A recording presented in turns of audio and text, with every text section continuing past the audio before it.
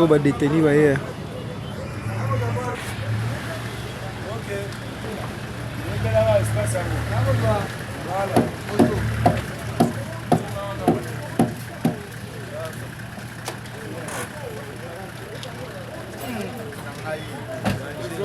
Les gars caméramen.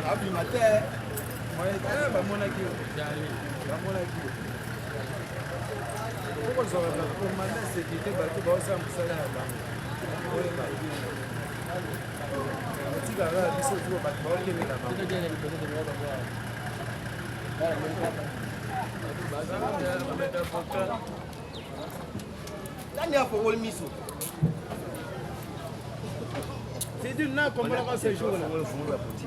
Fais ça message.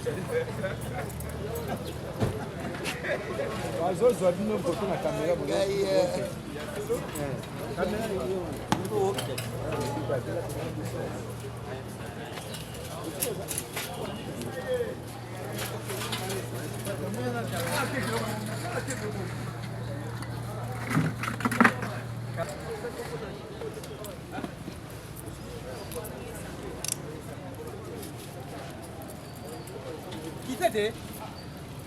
C'est là qui t'a cassé les nez. C'est ça que vous avez dit. C'est là que vous avez dit.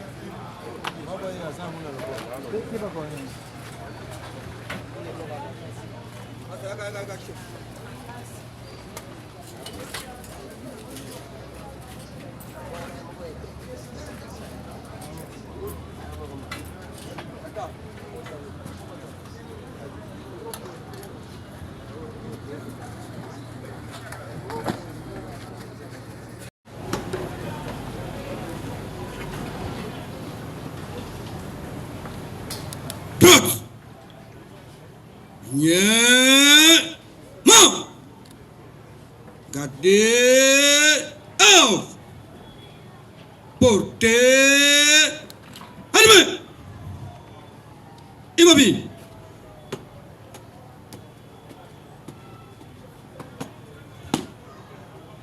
Monsieur le Premier Président de la communauté de Kinshasa-Gombe, mon colonel, la poste audience est rangée pour vous rendre son honneur et vous présente les prévenus qui comparaissent à l'audience de ce jour.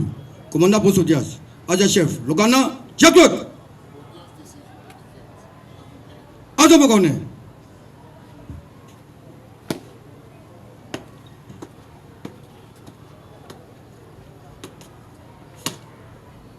Armée. Oh.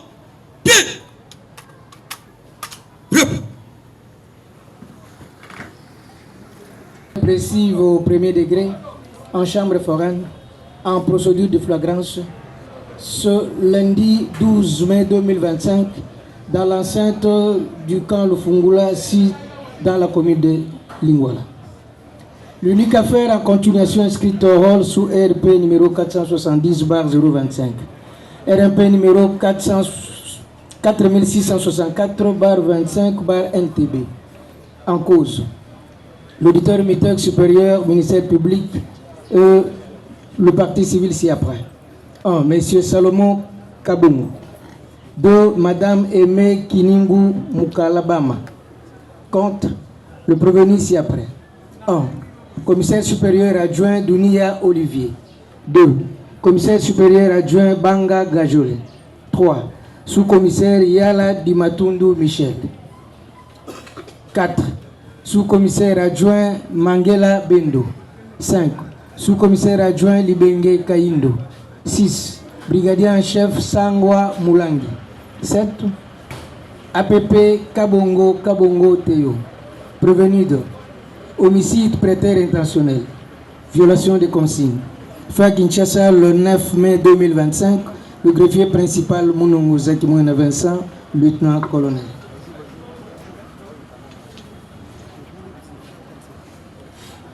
En cause, auditeur militaire supérieur, ministère public, et partie civile Salomon Kabongo et Aimé Kiningu Mukalabama.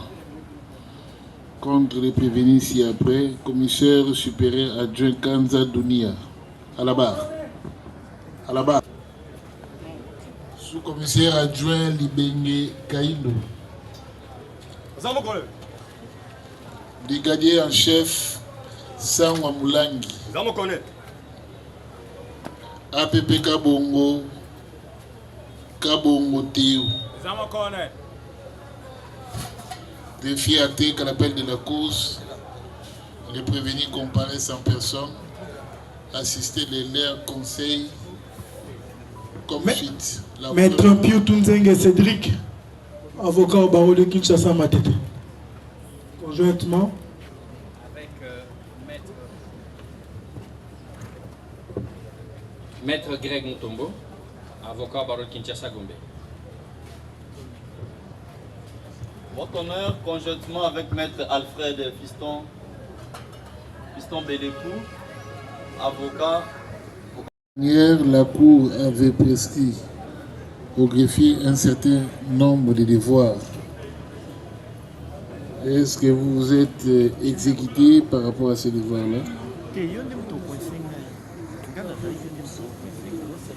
Ok, merci beaucoup. Oui, maître.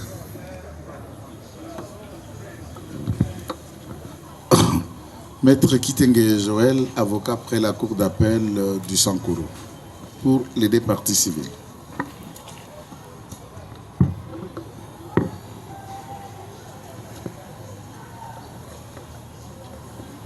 Oui, la Cour avait assigné par l'entremise du greffe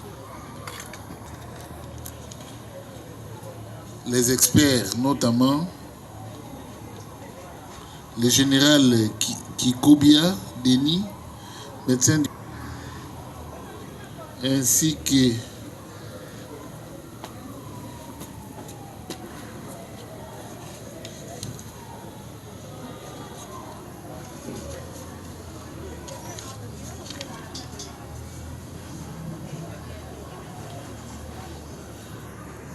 le professeur Dr Chumba, Ondo général, médecin.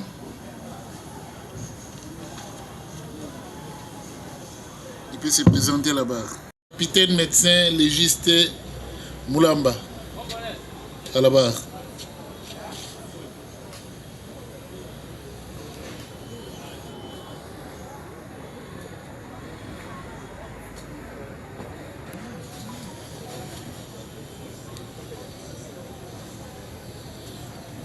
Police d'audience, prenez soin d'isoler le capitaine. Cherchez une salle agréable, hein, pour les mettre en attendant la déposition du général. Non, place-moi à Kokoyo Kananoute. Même pas un bureau. Les rapports d'expertise médico-légale, mais ce rapport, selon les parties, est trop technique. Et étant juriste, les uns comme les autres étaient pratiquement en difficulté d'interpréter certains termes utilisés par vous, nonobstant l'évolution de la science, mais quand même la comparaison de l'auteur de l'œuvre paraît utile pour la manifestation de la vérité et éclairer la lanterne aussi de la cour. Donc vous êtes à la disposition des parties au procès, notamment ministère public, partie civile ainsi que parties prévenues, qui vont vous soumettre leurs préoccupations dans l'espoir de trouver une satisfaction. On commence par le ministère public. C'était comme le président l'a dit tout à l'heure, c'était pour expliquer à la Cour les termes techniques qui se trouvent dans votre rapport. La Cour vous a requis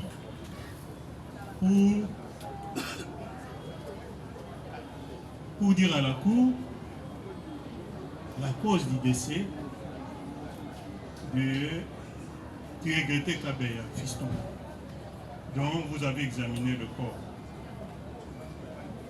Est-ce que êtes-vous prêt à expliquer votre rapport? Si vous n'en avez pas une copie, la Cour peut vous passer votre propre rapport pour mieux expliquer certains termes qui sont dans votre rapport et pour éclairer sa lanterne par rapport au code du décès des fistons Kabeya. C'est ça.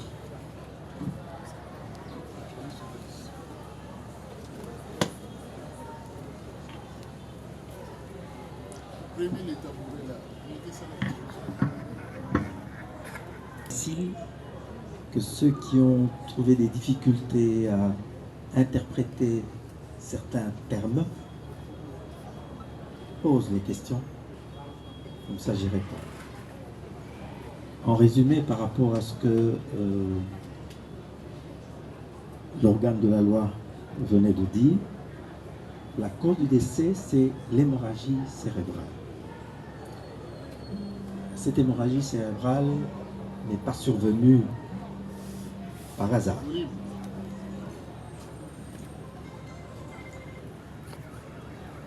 Elle peut survenir lorsque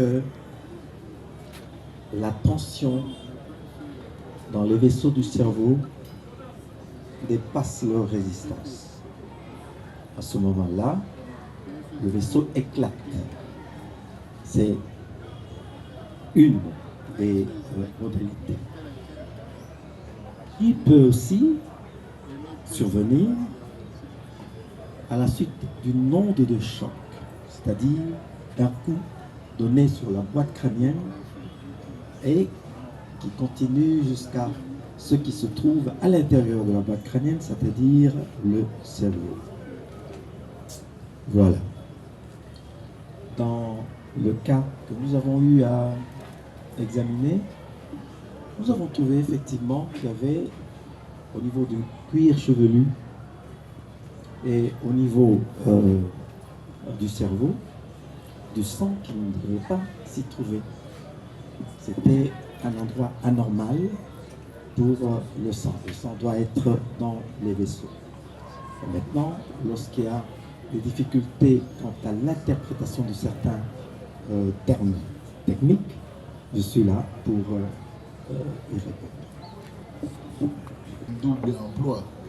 Tout est déjà consigné, mais vous relevez tout simplement les mots techniques qui a posé problème dans l'interprétation et ce dernier est disposé à y répondre. Pour le ministère public, s'il n'y en a pas, on passe la parole à la défense. Oui, je pense que le ministère, savoir la cause du décès, n'est-ce pas, d'après le rapport qu'il a adressé. Je me limite là parce que c'est ce qu'on cherche. C'est là la préoccupation de la Cour qu'on voudrait vider par rapport à la cause du décès du regretté fiston Kabeya. Nous voulons, si la Cour s'est retrouvée à un certain moment bloquée par rapport à cette cause du décès, c'est ainsi que nous avons requis le médecin pour qu'il fasse un travail technique et qu'il puisse nous éclairer la Cour par rapport à ça. Je pense que c'est la préoccupation principale du ministère public et même de la Cour. Merci. Cependant, avant de conclure, il dit pour la manifestation de la vérité, il y a lieu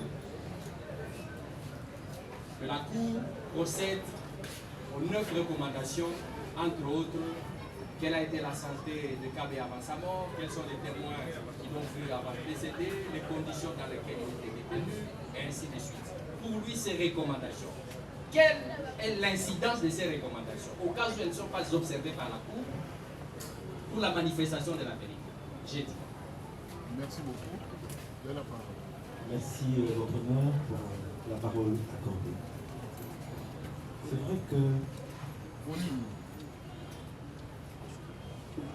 vrai que au pénal, il n'y a pas de hiérarchie de preuves. Donc, on doit rester ouvert et examiner tous les points à fond. c'est dans ce sens-là que je souhaitais que si on veut vraiment connaître la réalité, l'on aille puiser un petit peu dans ces domaines-là. D'après les dires, ce qu'on a rapporté ici, en disant version de apprendre avec les réserves d'usage, cela signifie que on rapporte sans cautionner ce que l'intéressé nous raconte. Donc on ne prend pas position. Il s'est fait que la personne avait été arrêtée et emmenée dans l'historique à la primature. De là, la personne a été amenée au cachot, je crois, de l'auditorat, quelque chose comme ça. Lorsque cette personne est arrivée, elle devait, à moins qu'elle ait été seule dans la cellule. S'il y avait d'autres personnes avec elle, il serait intéressant quand même de savoir dans quel état cette personne est arrivée à cet endroit.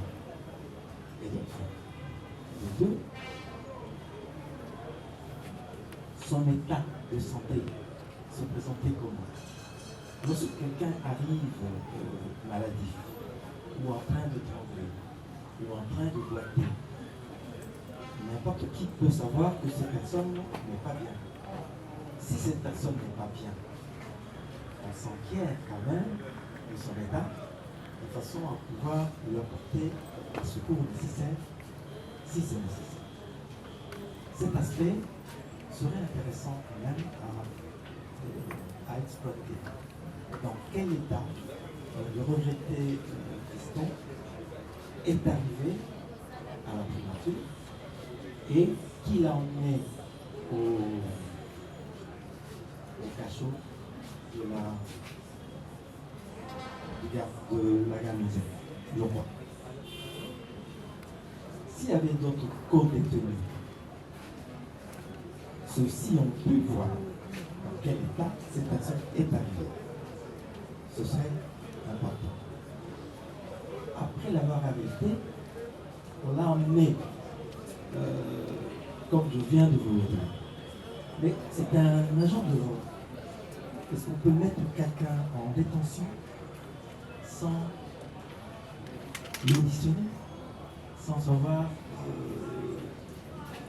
ce qu'il a commis comme infraction, et ainsi de suite? Si cela a été fait, ça doit être consigné dans un PV. Il faudrait voir un peu ce qu'il y a dans ce PV qui peut aussi aider. Les conditions de détention. Une reconstitution familiale, une descente sur la scène du crime, peut nous apporter beaucoup d'informations. Rien qu'avoir l'état de l'endroit où les gens sont détenus, les conditions dans lesquelles ces gens sont détenus, tous ces éléments sont importants. Et si les conditions de détention ne sont pas favorables à l'état de santé de certaines personnes, ceci est aussi une information importante à poser. Et les co-détenus demeurent toujours des témoins privilégiés. Je pense que pour le triomphe de la vérité, il faudrait écouter un peu leur version des choses parce qu'ils étaient détenus aussi. Un autre problème à l'hôpital militaire. Pourquoi est-ce qu'on les a amenés à l'hôpital? C'est que leur état n'était pas bien. Entre le 25 et le 29, je crois, le jour où Fiston nous a quittés, il s'est écoulé 3 ou 4 jours. Quel était l'état de santé le fiston qui se nomme. Si son état se détériorait, pourquoi ne l'a-t-on pas emmené à l'hôpital tout de suite? Donc, ce sont toutes ces questions qui reviennent. Par rapport aux lésions, on a pu expliciter les attentes de l'organe de la loi.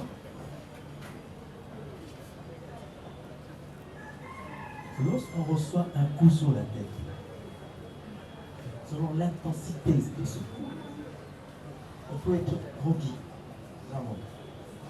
Ça veut dire qu'on perd plus ou moins connaissance.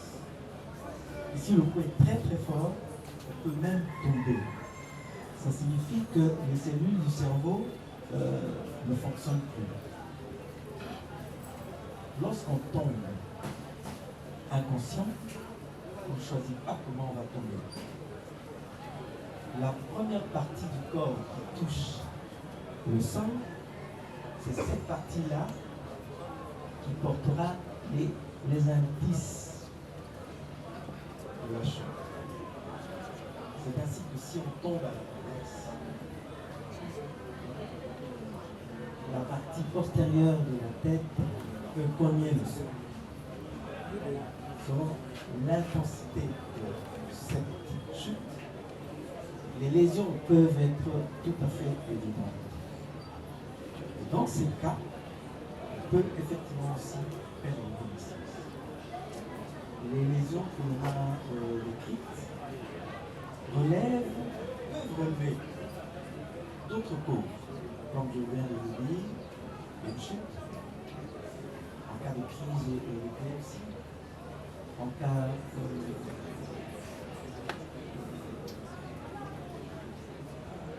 de baisse du taux de sucre dans le sang. Quand c'est ainsi, le cerveau ne fonctionne pas. Et là, pour s'occuper, la personne peut tomber. On ne va pas choisir de quelle façon on peut tomber. Quelqu'un qui vit une crise d'épilepsie va se retrouver dans la même situation. C'est cela aussi qu'il fallait creuser pour savoir si, au-delà des signes qui montrent que les lésions constatées sont des lésions antémortelles, c'est-à-dire du vivant de la personne, on élimine tout de suite les autres instruments inhérents parce que le type de lésion vous conduit à en déduire l'organe ou l'objet qu'on a utilisé pour ce faire. Par exemple, lorsque vous utilisez un couteau c'est une arme blanche, tranchant, coupant. Une arme comme ça laisse toujours des lésions particulières qui ont des caractéristiques particulières. Mais lorsque l'arme utilisée, l'objet utilisé, c'est un objet qui a une masse, un volume, un poids, on dit objet contondant. Il faut savoir comment cet objet a été manipulé. Un objet qui n'acquiert pas une vitesse ne peut pas générer de l'énergie cinétique. Et donc, lorsque la structure de la cible n'est pas costaude, c'est la cible qui va être démolie. Mais si c'est l'objet qui n'a pas une structure solide, c'est l'objet qui va être démoli. Et donc, le type de lésion provoquée par des objets contondants, ce sont des échymoses. L'échymose, c'est une suffusion sanguine superficielle, ce que l'on appelle bleu, votre nom. Ça, c'est la contusion du premier degré. Mais si l'intensité est plus forte, elle peut créer ce qu'on appelle une bosse sérosanguine, c'est-à-dire un hématome. Et l'hématome, c'est une contusion du second degré. Et il se crée une collection de sang. Voilà. C'est ce qu'on avait constaté effectivement à l'examen de la dépouille regretté Fiston. Lorsque cette intensité est encore beaucoup plus forte, elle peut provoquer la fracture de n'importe quel os. Ici, c'est la boîte crânienne, c'est un os qui peut aussi se fracturer lorsqu'il y a un coup important. Ce qu'on n'avait pas trouvé dans ce cas, par contre, on avait trouvé des ecchymoses, des hématomes et à l'intérieur de la boîte crânienne, une hémorragie cérébrale. Les cellules nerveuses sont excessivement sensibles et vulnérables à la diminution ou au manque d'oxygène. Dès que la quantité d'oxygène baisse un peu, on peut tomber en syncope. Et si on ne fait rien, on entre dans le coma. Et si on ne fait rien, on peut perdre quelqu'un comme ça. Voilà un peu votre honneur, si je peux me limiter là, en attendant d'autres questions. Ok, merci beaucoup. Les explications sont tout à fait claires, mais la soif, la réponse sous 7 ou 8 réserves. Alors, en cas d'inobservation de l'une des conditions, est-ce qu'il y a un incident direct sur le résultat que vous aviez présenté à l'issue de votre travail? Est-ce qu'il y a un incident direct en cas d'inobservation de l'une des recommandations faites par vous? Merci pour la parole accordée, votre honneur. Bien sûr, je venais de dire que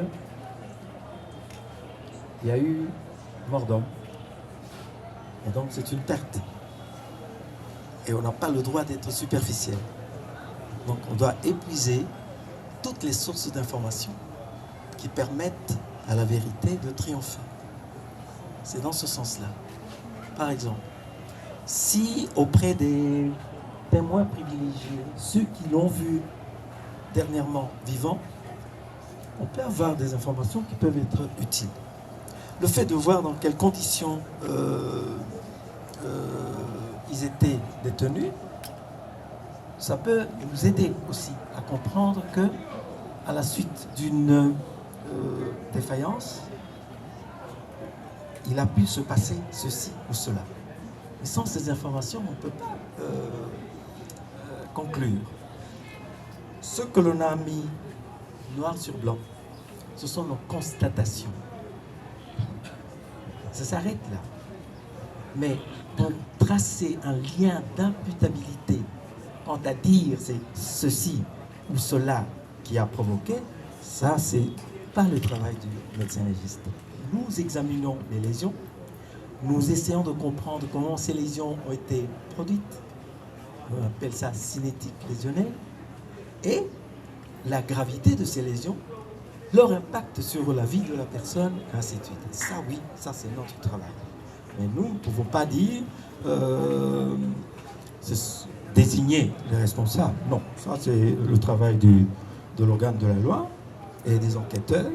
C'est pour ça qu'il faut revoir un peu tous ces aspects. Il y a un élément important, pardon. Oui, allez-y. Il y a un élément important à votre nom. Les 3 personnes ont été conduites à l'hôpital central militaire. En arrivant, le médecin de l'hôpital a constaté que Fiston était déjà mort. Il est important de savoir si Fiston était mort au cachot, à l'extérieur du cachot ou pendant son transfert. C'est très très important tout ça dans le timing. Il a été conduit avec 2 autres détenus qui, eux, ont été hospitalisés. Où sont-ils? Parce que c'était des co-détenus. Donc, eux aussi pouvaient nous donner quelques informations utiles sur ce qui a pu se passer en dernier lieu. C'est pour ça que j'avais soulevé ces quelques préoccupations. Ok, merci beaucoup. À part ça, est-ce que vous êtes édifié? Non, d'abord, vous êtes satisfait par rapport à la réponse? Merci, Monsieur le Président. Et ce qui a été dit tout à l'heure, et qu'il ne faut pas prendre ça à la légère, et qu'il faille épuiser toutes les recommandations. Donc il faut fouiner pour en savoir plus. Mais, certes, j'apprécie sa modestie. Il dit qu'il se limite à faire le constat.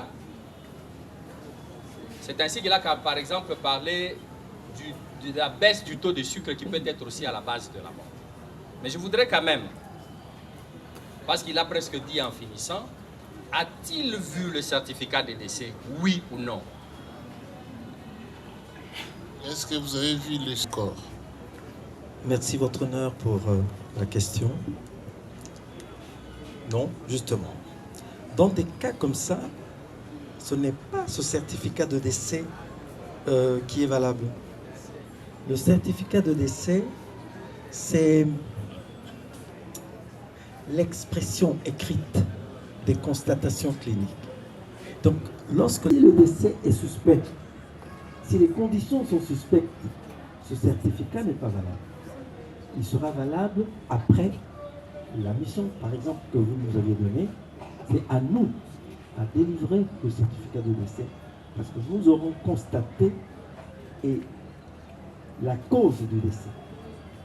Voilà. En tous les cas, nous n'avons pas eu ce certificat, et ce serait intéressant aussi de savoir quel est le médecin qui a rédigé ce certificat. Parce que c'est lui qui a examiné le corps avant que nous le fassions. Et donc, il peut avoir des informations importantes. Un médecin bien formé peut faire la différence entre un bleu, une blessure, ainsi de suite. Si le corps qu'on lui apporte présente des signes d'agression, tout de suite, il va avoir le réflexe de se dire, ça, ce n'est pas une mort naturelle. Une mort naturelle, c'est une mort de cause interne. Par exemple, quelqu'un qui souffrait du cœur, qui en meurt, quelqu'un qui a fait un AVC une, 2 fois, troisième fois, qui en meurt, quelqu'un qui a une cirrhose, qui en meurt, on sait que cette personne souffrait de ceci et elle est partie. Mais quelqu'un qui apparemment n'avait pas ce genre de problème, et vous apprenez tout d'un coup qu'il est mort, ça fait partie des morts que l'on qualifie de suspectes. Et toute mort suspecte relève de la justice, votre honneur. C'est à ce moment-là que vous nous requérez et nous faisons notre travail. Ok, merci beaucoup. À se dire, s'il existait, il serait suspect parce qu'il s'agit d'une mort suspecte, dès lors que Kabé, avant de décéder, a passé plus de 4 jours au niveau de l'auditorat sans que l'on sache dans quelles conditions il était. Avec votre permission, je crois qu'il y a des confrères qui ont des questions à faire poser. Merci. Ok, c'est bon. Merci, messieurs les premiers présidents, de la parole accordée. Déjà dans l'entrée du jeu, messieurs les premiers présidents, nous saluons la narration telle que présentée par l'expert en séjour, messieurs les présidents. L'on peut encore réaffirmer en séjour, messieurs les premiers présidents, de ce que nous avons dit à l'audience de la fois passée, que nous confirmons ce rapport, et ce rapport va à l'avantage ou à l'intérêt de tous les prévenus qui comparaissent par devers vous, messieurs les premiers présidents. Mais voici une autre question, messieurs les premiers présidents.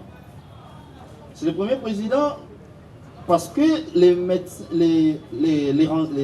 l'expert vous a dit tout à l'heure ici que les policiers Kabea, sa mort est suite à l'hémorragie cérébrale.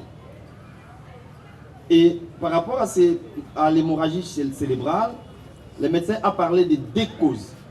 Il a donné 2 hypothèses, monsieur le Premier Président. Il a parlé des tensions dans le cerveau, il a parlé des chocs, ainsi de suite. Maintenant, notre question est celle-ci. Comment peut-on retenir des tensions cérébrales à l'égard de la mort du policier Kabea?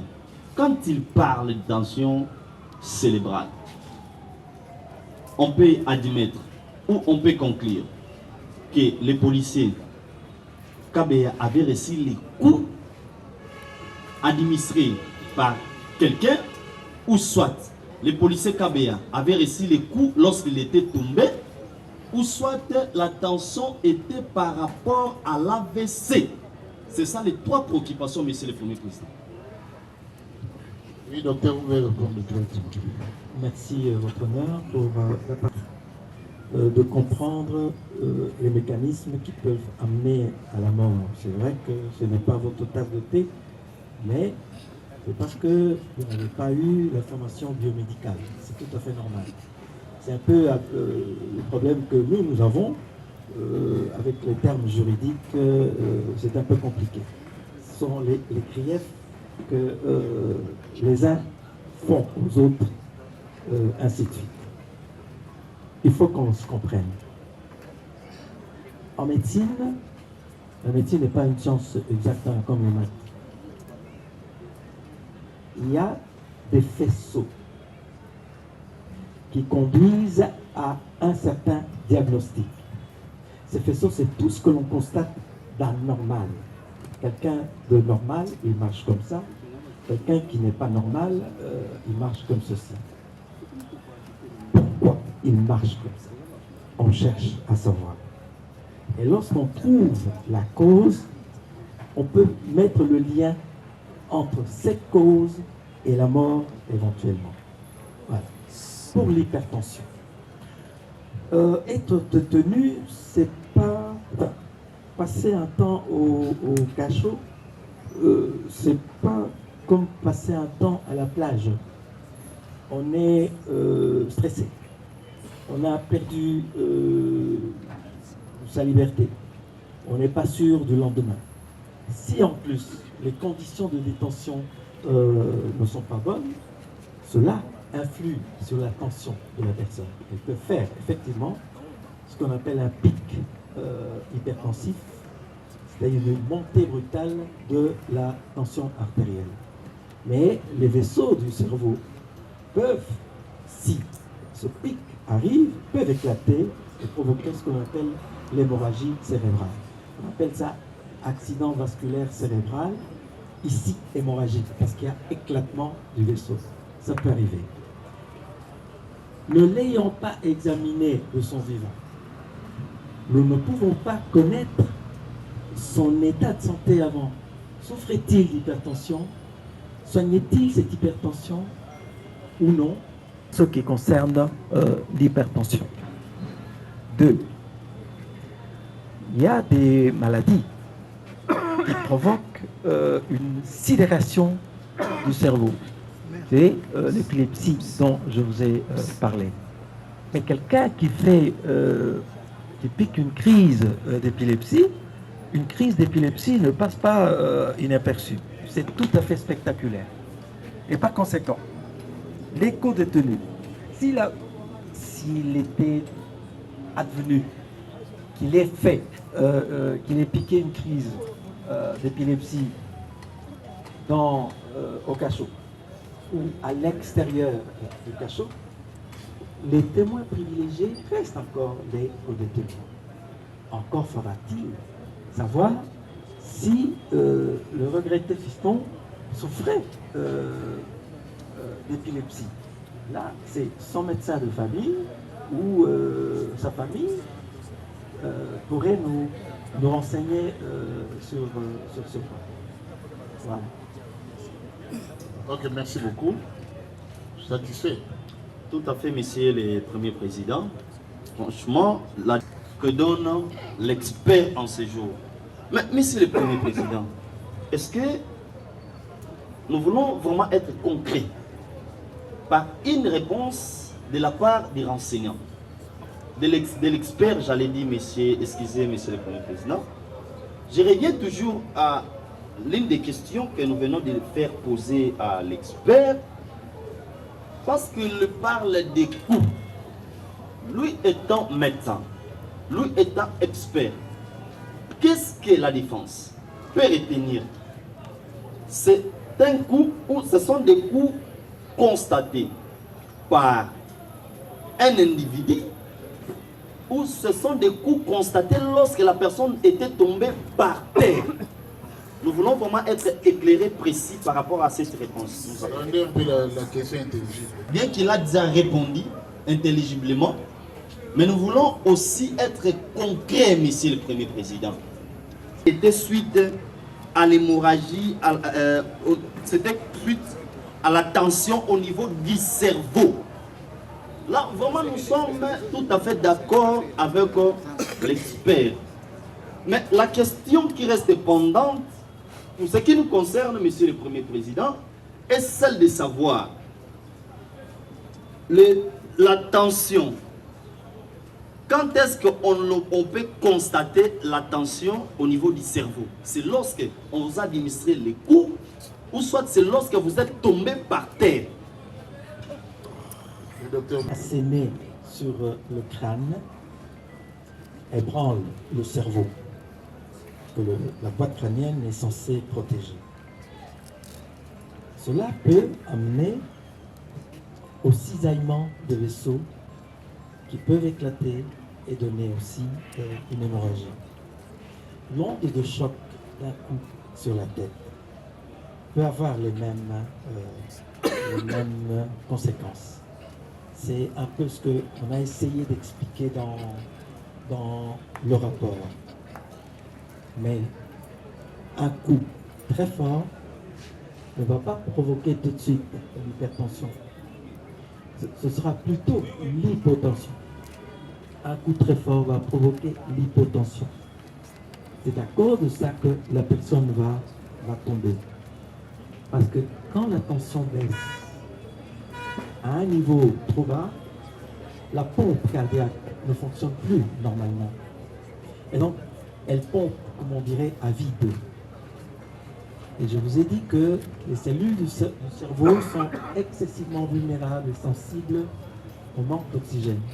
Et si le cœur ne fonctionne pas, il n'envoie pas le sang au niveau du cerveau, ces cellules seront les premières à souffrir de ce manque. Il y aura syncope, qui est la première phase de l'inconscience. Si on ne fait rien, l'inconscience va s'approfondir, on entre dans ce qu'on appelle le coma. Et si toujours rien n'est fait, cette personne peut mourir. C'est un peu ça. Maintenant, lorsqu'on fait une chute, quelle que soit la façon dont on tombe, il y a toujours une partie du corps qui touche le corps. La première, on peut tomber sur l'arrière, sur le dos, sur l'épaule, ainsi de suite. La tête viendra peut-être en second plan, parce qu'il y a d'abord la chute et puis cela. Quand la tête va cogner le sol, effectivement, à l'endroit où la tête aura cogné le sol, c'est ça l'impact, c'est là que l'on va trouver la lésion.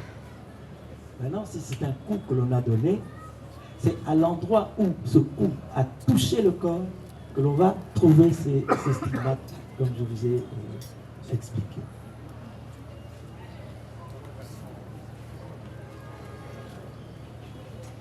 Et Kabea qui passe 4 jours au-delà, sans manger ni boire, et qu'il a été même constaté que son ventre et sa vessie étaient vides.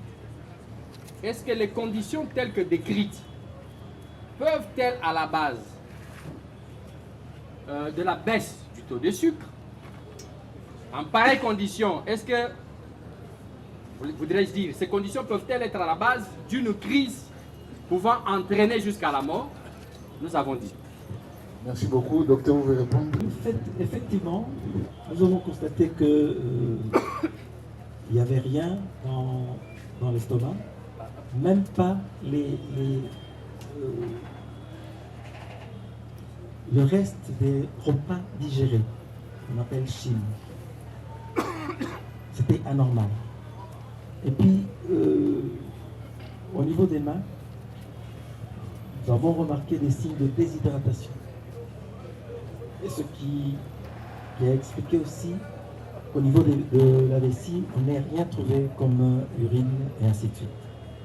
Et effectivement, l'hypoglycémie peut provoquer une chute comme ça d'ailleurs, et selon la manière dont on tombe, les parties du corps qui touchent le sol peuvent être endommagées. Donc, l'hypoglycémie, comme dit Maître, peut effectivement provoquer ça. Donc, merci beaucoup. Il y a une question. Il commence d'abord par nous dire qu'il n'y a pas une cause scientifique directe liée à la mort. C'est par principe à la liberté des causes qui peuvent entraîner la mort qu'il a émis toutes ces hypothèses. Alors, ma préoccupation, c'est la suivante. Parce que lui, il est l'expert qui est venu nous renseigner. Il commence par nous dire qu'il fallait poser la question aux témoins oculaires, ceux qui ont vécu les faits. La Cour a déjà eu à entendre les témoins oculaires qui étaient présents au moment de l'arrestation de Kabeya. L'arrestation qui était très violente, où on a administré au regretté Kabeya des coups de pied, des coups de crosse, et à la tête et à d'autres membres. Avant même qu'on l'amène à l'auditoire. Kabeya était un homme vivant ce jour-là. Il était en train de régler la circulation. C'est qu'il n'était pas malade. Il était sur la voie publique en train de régler la circulation. On l'interrompt dans ces conditions à faire son travail.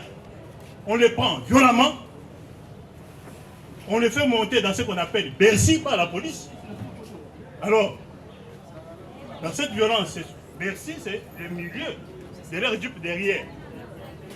Il y a des barres de fer qui séparent sous cette violence par rapport à ce que vous avez constaté. Est-ce que vous pouvez nous dire les conséquences liées au coup qu'il aurait reçu ce jour-là et les conséquences qui sont liées à la violence qui a été perpétrée contre lui ce jour-là, avant de l'amener à l'auditoire. Encore, faudra-t-il souligner qu'en dehors des coups qu'on a administrés, le lieu de son arrestation, on ne sait pas ce qui est arrivé quand on l'a amené à la primature. Si on a continué encore, on a gagné. On a tout évité. Alors, l'état dans lequel on a amené à l'auditoire, un état d'un homme très affaibli, un état d'un homme très affaibli, avec des détenus déchirés, parce que vous êtes l'expert qui est là pour nous éclairer la cour. Pouvez-vous, en âme et conscience, nous dire par rapport aux exigences de votre métier, dans de telles circonstances, après avoir examiné le corps, qu'est-ce que vous nous direz, que pouvez-vous dire à la Cour dans de telles circonstances? Merci. On n'aurait pas dû l'amener ni au cachot, ni à l'auditoire. Quelqu'un que l'on a lynché, parce que c'est ça qu'il faut sous-entendre.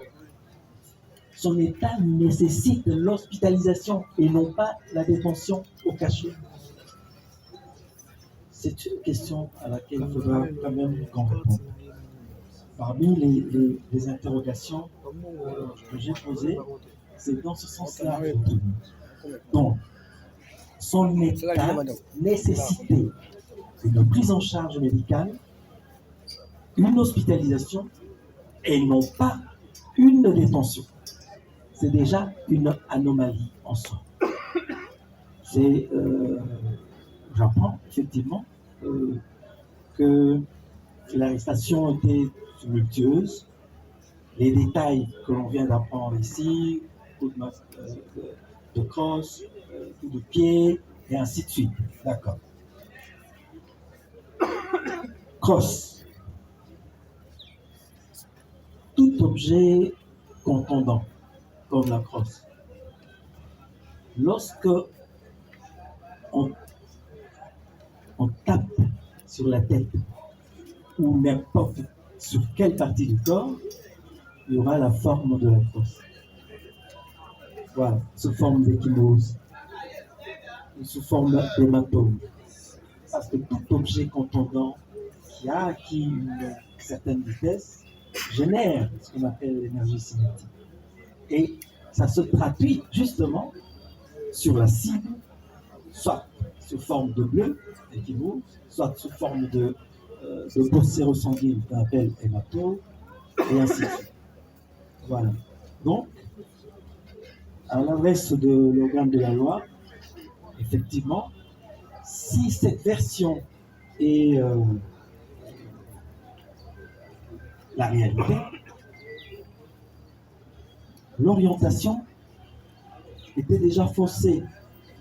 Et par conséquent, ce n'est pas normal que l'on ait admis en détention quelqu'un dont l'état de santé était fragilisé par les coups éventuellement reçus, et le garder pendant 3 à 4 jours. D'où l'importance de revoir encore les conditions de détention, ce qui a pu se passer, et ainsi de suite. J'ai dit. La Cour aussi avait une préoccupation à soumettre à votre interprétation. Voilà la valeur. Je pense que vous n'avez pas de papier pour noter, mais il serait très intéressant que vous puissiez noter, mais connaissant votre capacité, votre intelligence, je pense que vous allez retenir ces 3 petites questions. Ces questions, je les tire de votre rapport d'autopsie.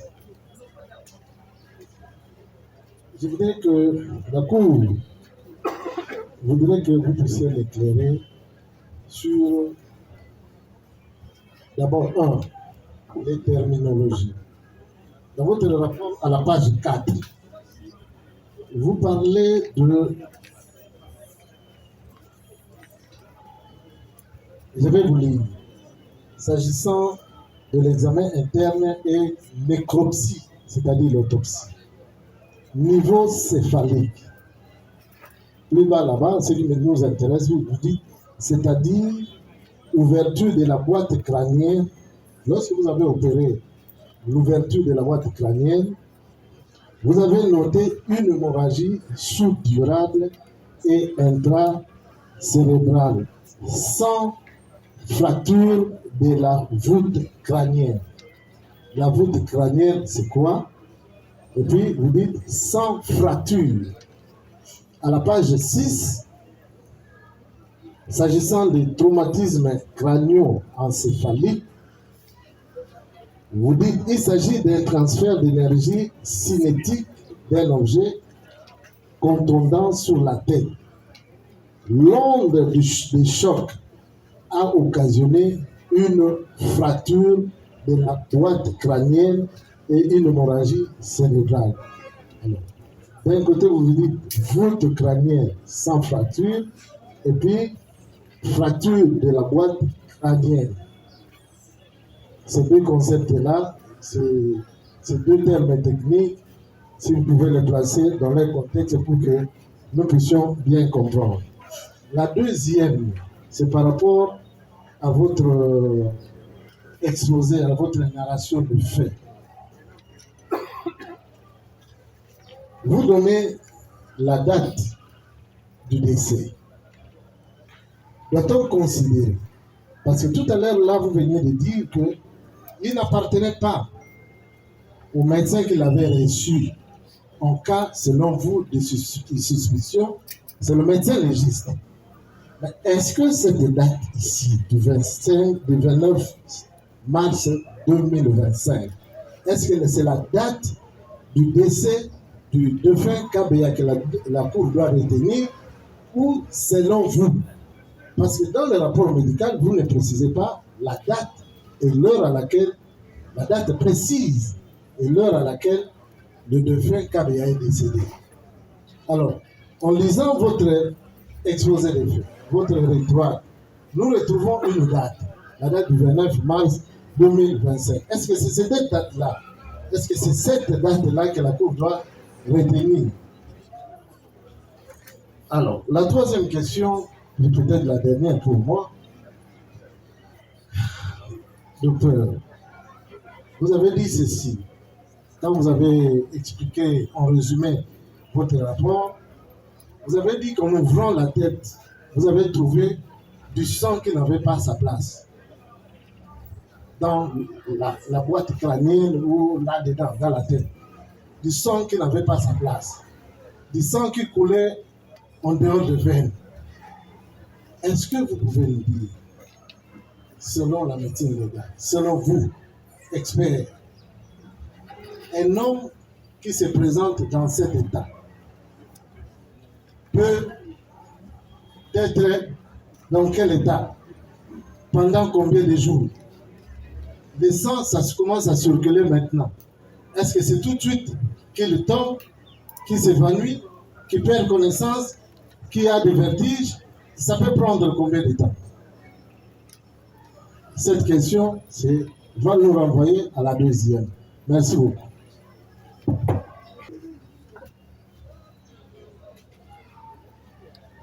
La voûte crânienne, c'est tout ça. C'est ça qu'on appelle voûte crânienne. C'est ça. Elle est composée des os, l'os frontal, les os pariétaux, l'os occipital, qui est la partie postérieure de la boîte crânienne. Et puis, de chaque côté, les os temporaux. C'est tout ça qu'on appelle la voûte. Le sommet de cette voûte, c'est ça qu'on appelle le vertex. Ce sont des termes usités. Bien. Que se passe-t-il que s'est-il passé lorsqu'on a ouvert? On a trouvé du sang sous la membrane qu'on appelle la dure mère. Dure mère. C'est une membrane fibreuse qui amarre, qui fixe le cerveau à l'intérieur de la boîte crânienne. Pour qu'à chaque mouvement de la tête, le cerveau ne bouge pas dans la boîte crânienne. On a trouvé du sang en dessous. C'est ça qu'on appelle hémorragie sous-durale, sous la dure mère. Ok? Bien. Le sang doit circuler dans ces tuyauteries. Vous avez cité une partie ici, les veines. Le sang doit circuler dans les veines et les artères. Le sang ne peut pas se trouver en dehors de cela. C'est anormal. Donc, dès qu'on trouve du sang en dehors des tuyauteries, c'est qu'il y a un problème. C'est un peu comme avec la régie des eaux. Lorsque un tuyau est percé, l'eau sort. L'eau ne devrait pas être dehors. Elle devrait circuler dans la tuyauterie. Voilà. À propos de la fracture, on n'a pas constaté de fracture. Dans la page 6, j'explique les effets d'une contusion, les effets d'un traumatisme. Ça peut provoquer l'hémorragie, l'échymose, l'hématome, la fracture, ainsi de suite. C'est ça que ça veut dire. Là, c'est une explication. Ce n'est pas ce que nous avons constaté. Nous n'avons pas constaté de fracture. Sinon, ce serait documenté. Et on n'a pas l'habitude de taire ou de cacher ce que l'on a vu, ni d'ajouter ce que l'on n'a pas vu. Ce n'est pas déontologique du point de vue médico-légal. Nous nous battons pour le triomphe de la vérité. En aucun cas, nous ne pouvons taire ce que nous avons constaté. Non. En quoi est-ce qu'on pourrait vous aider? Voilà. Y a-t-il une autre préoccupation? Merci. L'heure, ah oui. À propos du certificat, la personne est arrivée morte à l'hôpital. À quelle date? À cette date-là. Et donc, si cette personne était morte le 28, on l'aurait amenée le 28. Parce que la place du mort, ce n'est pas parmi les vivants. Donc, on l'a amené directement à la mort. C'est pour ça qu'on a retenu cette date. Voilà. Le médecin qui l'a eu, lui, c'est, puisque c'est lui qui a emmené la dépouille de fiston à l'hôpital, à cette date-là. C'est celle-là que l'on a retenue, parce qu'on ne peut pas inventer. Et de un, comme j'avais répondu à l'organe de la loi, si les lésions aussi importantes qui ont touché le cerveau, la personne serait morte le même jour. Il y a une plus grande probabilité que cette personne soit morte le même jour, eu égard à la gravité des lésions. Oui, mon général, nous vous avons bien suivi. Mais je voudrais revenir sur la question. Si la Cour vous a bien compris, la Cour doit noter que au niveau de la médecine légale, il n'est pas possible que vous puissiez déterminer l'heure ou le jour du décès de quelqu'un, d'un cadavre. Parce qu'on apprend l'archéologie, on a trouvé des os qui datent d'autant d'années. On a trouvé ceci, un cadavre qui date d'autant de mois. Mais vous avez été saisi. Et je vous rappelle que vous avez dit ici que c'est le médecin qui avait constaté le décès. Ne pouvait pas, ou pouvait estimer, non, voilà, la cause de la mort, il est mort par ceci, par cela. Et que le vrai certificat, c'est vous, médecin légiste. Donc nous devons noter qu'à votre niveau, je ne sais pas, peut-être que vous n'êtes pas attelé par rapport à rechercher ça. Vous vous êtes contenté au jour qu'on vous a rapporté du décès. Est-ce qu'il est impossible? Il vous a été impossible de déterminer l'heure et le jour et l'heure du décès de M. Kabea. Mais la dernière question, et vous pouvez disposer à vos ordres.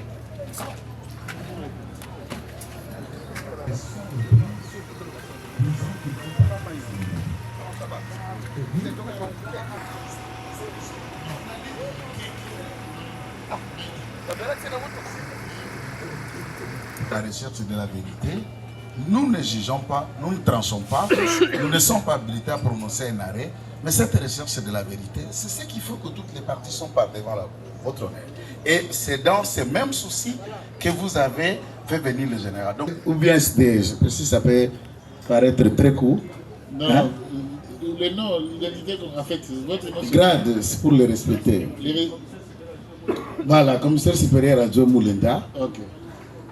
Peut regarder le BS. J'ai dit ça avec beaucoup d'importance. Puisque en regardant le BS qui font partie, qui sont de ces unités, et il vient par dévavé vous dire nous exécutons le mandat, et ils ne sont pas de nous, ils font partie de l'IPEKIN, c'est là de vous dire qu'ils n'exécutent rien. Il ne faut pas attendre. Si tel est le cas, c'est vrai, on va suivre la demande du ministère public, ils n'exécutent rien. Ils n'ont rien fait. Et les actes déposés par la Cour prouvent qu'ils font partie de l'unité. Ils nous répondent, ils exécutent tout en vous disant non, ils ne sont pas partie de mon unité. Ça n'a pas de sens. Au moins, est-ce qu'il peut nous dire ces baisses vient d'eux ou ces baisses a été confectionné par Dounia?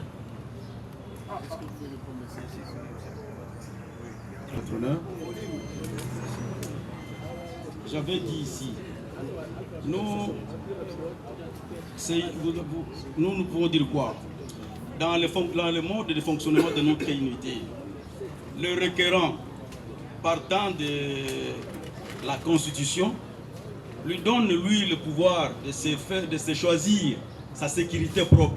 Je suis très clair, j'ai déjà répondu à ça, je réponds à votre honneur, Monsieur le Président, que le bulletin de service, ce n'est pas qui que ce soit, moi, Dounia ou qui non. la demande du requérant précise, c'est sur la demande du requérant. Et les policiers qui sont là, je suis très clair pour vous enseigner à cela, que les policiers étaient sélectionnés à partir de la primature.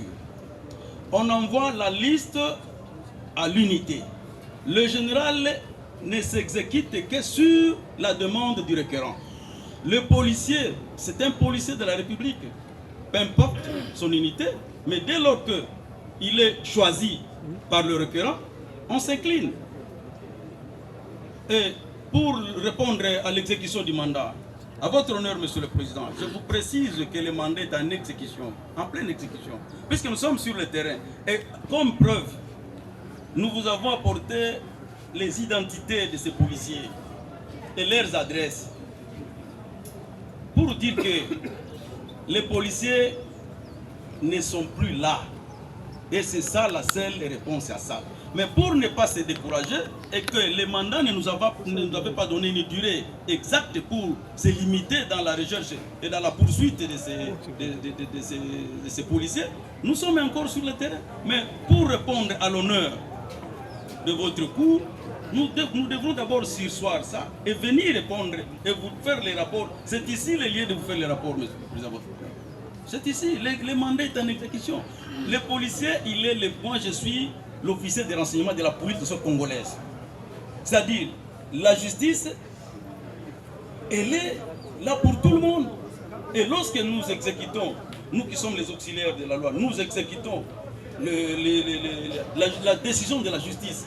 Mais on ne peut pas dire que non, SD, alors celui-là, il a telle race, il a telle couleur, il n'est pas... Non. Même si sur le mandat, on dit d'arrêter un militaire, on arrête un militaire, on arrête un civil, on arrête un civil, puisque nous exécutons les mandats et mandats de la justice. Et on ne peut pas discriminer les policiers, non. Votre reçu par le parti civil, leur préoccupation c'était celle de savoir comment, parce que l'instruction a démontré noir sur blanc que tous ces éléments qui étaient à la suite de la maman Premier ministre n'appartenaient pas à votre unité IPI. Il y a des éléments qui viennent à gauche, à droite. Mais, curieusement, la responsabilité a été endossée par le commandant IPI en apposant sa signature comme si administrativement il gérait tous ces policiers. Alors que il y a des policiers qui échappent à son contrôle. Donc comment est-ce qu'un élément de l'IPEKIN peut être mis à la disposition de la primature par le commandant IPI? Donc c'est des unités différentes de la police. C'est ça la préoccupation. À votre honneur, Monsieur le Président, je crois avoir répondu.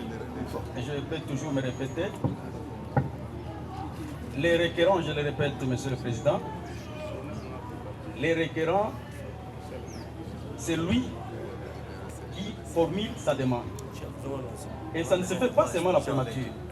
C'est dans toutes les autres institutions publiques de l'État, tout comme les particuliers. Puisque nous sécurisons même les VIP, nous sécurisons même les particuliers. C'est-à-dire, nous nous inclinons seulement à la Constitution qui demande, qui donne les pouvoirs, les mandats aux requérants. Je parle des requérants, Monsieur le Président. Ok, merci beaucoup. On ne peut pas s'éterniser sur cette question. On comprend bien. Je crois que de l'autre côté, on a compris. Et on va tirer toutes les conséquences. Un petit élément important. C'est très important, tout en respectant l'officier qui comparait. Au moins, vous avez compris que les policiers qui étaient affectés à la primature sont le choix du requérant, ça veut dire le père. À l'attente, je ne sais pas si le requérant il fait déjà quelqu'un d'autre. Ça, c'est une hypothèse. C'est lui qui choisit et il peut le choisir à l'IPEKIN, aux services spéciaux, il le choisit et il enjoint l'ordre à l'IPHP de faire un baisse en endossant la responsabilité de leurs unités. Et la police fonctionne comme ça. S'il peut répondre, si c'est comme ça que la police fonctionne, un commandant qui n'a pas la gestion d'un élément mais qui endosse la responsabilité d'un bulletin de service pour cet élément-là. Non, ce n'est pas lui de répondre ou de confirmer, mais c'est une observation que vous aviez tirée. Battez ça dans vos conclusions. Nous nous soumettons à la Cour. On est à la Cour. Merci beaucoup. De l'autre côté. Nous avons entendu les partis civils souffler le chaud et le froid en disant que l'UPHP devrait à la fois endosser sa responsabilité en ce que les noms de tous les policiers sont repris sur le PS, donc ils relèvent de l'UPHP. Mais en même temps, les mêmes partis disent comment l'UPHP pouvait mettre sur le bulletin des services des éléments qui ne relevaient pas des autres. Donc ils soufflaient à la fois le chaud et le froid tout à l'heure. À la question tout à l'heure posée, celle de savoir, c'est même une fausse observation qui a été faite, que la requérante aurait fait le choix des policiers. Tout à l'heure, cela a été dit.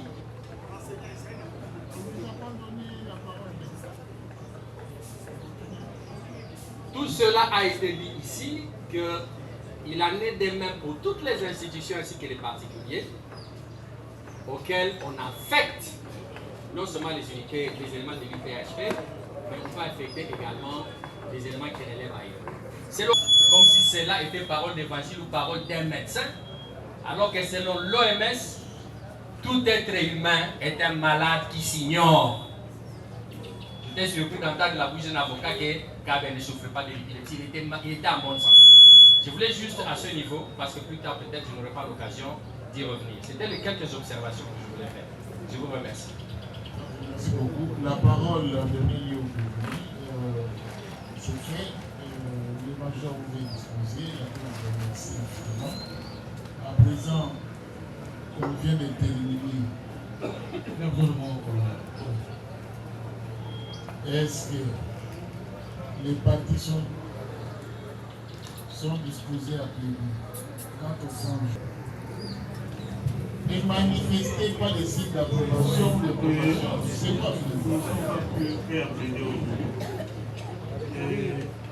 Nous demandons à votre ministre de nous donner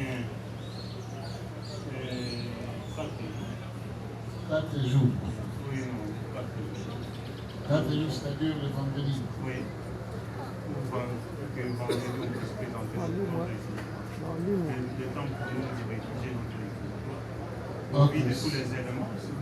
Nous avons un secours, combien c'est le secours pratiquement 7 après nous. Nous pensons.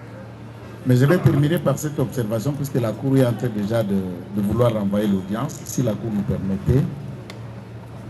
Disons que la question qui était sous débat, c'était des renseignements. Et en droit congolais, je n'ai pas encore vu un enseignant qui s'est fait assister par un avocat de tout ce qu'on peut parler. Tout le moyen qui était à répondre pour l'IPHP, c'est à l'IPHP de répondre, avocat d'une partie accusée, alors que l'IPHP n'est pas accusé, ne comparez pas par devant vous. La Cour nous a rappelé que le général et ses collaborateurs sont venus à la diligence de la Cour pour répondre pourquoi il y a eu la léthargie quant à la demande d'exécuter un mandat. Et j'estime que la Cour ne tiendra pas compte des éléments développés au rescousse d'un renseignant qui en droit congolais doit comparaître juridique, soit un avocat ou un défenseur judiciaire, comme un défenseur militaire. Élément important. Et si la Cour renvoyait le vendredi, c'est bon droit, nous pouvons revenir le vendredi et terminer ce qui a déjà été commencé. Merci beaucoup. La défense. Monsieur le Premier Président, j'aimerais à ce niveau rappeler que nous sommes en matière de flagrance. Nous sommes en matière de flagrance et qu'il y va de la liberté. Il y a l'épée de Damoclès qui pèse sur cette personne. Et nous sommes ici, bientôt 2 mois, ces personnes souffrent. Elles ont hâte de connaître leur sort. Nous sommes en matière pénale, même si on n'était pas en flagrance, C'est une matière qui requiert célérité. Parce que l'instruction a été claire, l'instruction a été faite. Qu'est-ce qui empêcherait à votre cour de statuer à l'audience de ce jour? Encore que, c'est à nos risques et périls, le ministère public connaît bien son dossier. J'ai vu les parties civiles très éloquents durant toute l'instruction. C'est des grands plaideurs qui ne jurent qu'au nom de la condamnation des prévenus. Il va de notre droit que nous puissions connaître notre sort. Jusqu'à quand serait-il détenu? Serait-il dans cet état sans connaître leur sort? Faut-il que l'un d'eux succombe pour qu'on parle encore d'une autre flagrance? En disant même que ce n'est pas à la plage, rien qu'être dans ces conditions-là, ça a provoqué, ça peut créer une tension, pouvant mener à la mort. Monsieur le Premier Président honorable de la Cour, le ministère public connaît son dossier. Il est là, il est éloquent. Il est expérimenté. Il n'est pas né. Moi qui vous apporta le dossier, il connaît le dossier pour requérir. Ce n'est pas ici qu'il va le faire. Il l'a fait déjà. Il sait ce qu'il doit dire. Il ne faut pas une fuite en avant. Et l'on vous propose dans 4 jours, un jour férié. Nous voulons en découdre aujourd'hui. Nous voulons connaître notre sort aujourd'hui. Si condamnation il y aura, eh bien, il faut que de bon droit que cette condamnation arrive. Mais par contre, nous voulons connaître notre sort. Ils sont 7. Faites une proposition. Nous sommes prêts à plaider aujourd'hui. Ils sont en détention, déjà qu'ils ne savent pas prendre en charge les avocats qui viennent ici. Prodéo. Nous ne serons pas loquaces. 2 minutes suffisent pour que nous puissions parler ici et maintenant en finir. Eux ne sont pas dans les mêmes conditions que nous. Nous avons des gens que nous voyons dans cette situation. Des pères de famille, femmes, enfants qui courent, qui viennent aux audiences tous les jours. Ils veulent enfin connaître le sort. C'est comme quelqu'un qui a une maladie, il veut en fait en savoir. Dois-je mourir ou pas mourir? Monsieur le Premier Président, il n'est que 15 h, la Cour est habituée à siéger même à 19 h, 20 h. Vous avez de l'énergie. Nous voulons en découdre ici et maintenant. C'est lui qui nous a amenés ici. Ok, merci beaucoup, maître. Par voie d'autorité, remet l'affaire contradictoirement pour le jeudi, avec une seule obligation, plaidoirie, et éventuellement arrêt. On va plaider et la Cour va décider le même jour jeudi. Ok. Plus rien n'étant inscrit.